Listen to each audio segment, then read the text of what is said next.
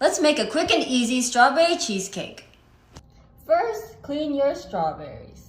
Next, prepare your strawberries by cutting off the top and then creating a little hole in the middle. Put 8 ounces of cream cheese in a bowl. Add half a cup of powdered sugar into your bowl. Add 2 teaspoons of vanilla extract. Now mix. Put some graham crackers in a bag and crush it. Fill your strawberries with the cheesecake filling.